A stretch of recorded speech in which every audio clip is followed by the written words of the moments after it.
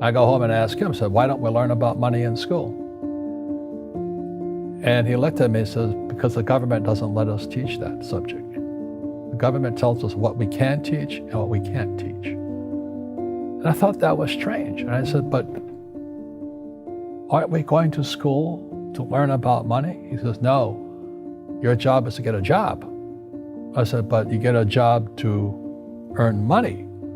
He goes, no, you're supposed to just get a job. And I went, no. Isn't the purpose of a job to earn money? He goes, you're correct. I said, so why don't I just learn about money?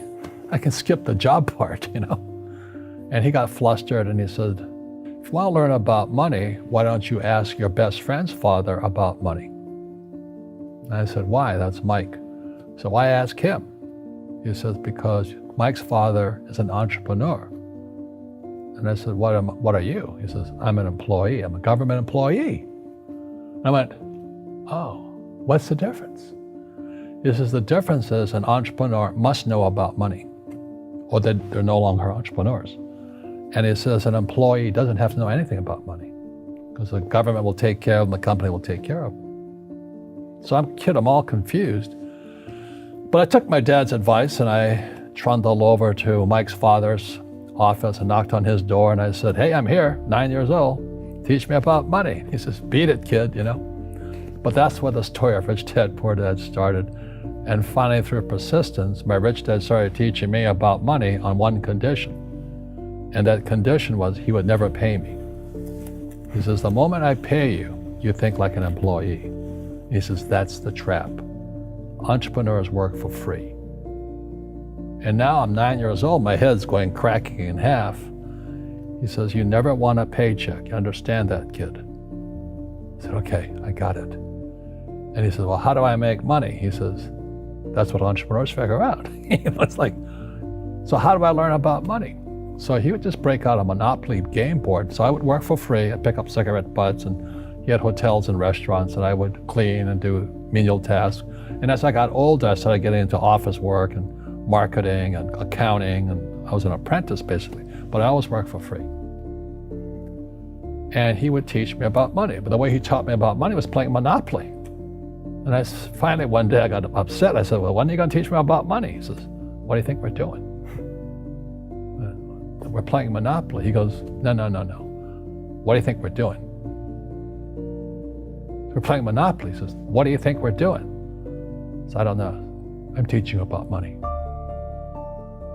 And then that's when, you have one greenhouse. He says, there's many formulas for great success in money. There's thousands of them, but one of the best ones is found on the game of Monopoly. It still is today.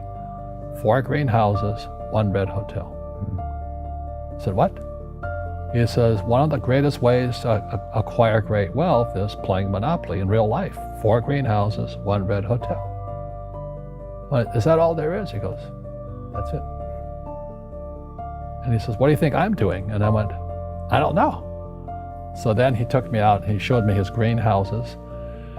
And 10 years later, when I was 19, I was now in school in New York, and I come back to Hawaii, and Rich Dad had bought the biggest piece of land smack dab in the middle of Waikiki Beach. And when you go to Waikiki Beach today, you'll see the Hyatt Regency Hotel. That was his hotel. Just like the game of Monopoly. Just like the game of Monopoly. Acquired assets and they became bigger assets. He just kept what's called an assemblage, because that property wasn't that big at that time. So he had to buy out all the small guys. Because Waikiki was a little dirt water little town.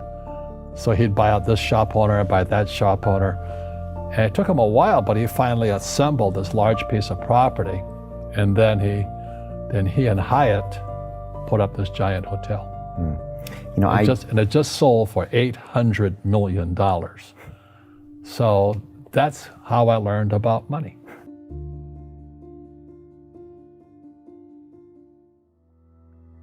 I've had financial crashes. I've had people stab me in the back, but they're all good because I grow from it. That's spirituality. Right. People who are afraid of making mistakes, like they teach in school, they don't ever grow. Because spirituality is there's good and there's bad, there's right and there's wrong, there's up and there's down. Most people only want to be right, they only want to be positive. Well, you can't have that. That's not reality. Well, I wasn't poor by most people's standards, but I came from a family with a poor attitude, if you know what I mean. Because rich, poor, middle class, poverty starts with a fundamental attitude. Poverty is passed on. It's taught in your families. And middle class is taught in families. And so the people right now who are sitting at home, who are struggling financially or worried about money or unhappy, they may be making a lot of money, but unhappy with what they're doing, it was probably taught to you. You know, your superego was taught, get a job, work hard, or you'll never be rich, or the rich are evil, or whatever. The school system will never teach you about money. The school system was designed to teach you to be an employee, which is important, or a doctor or a lawyer, a specialist, but never about money.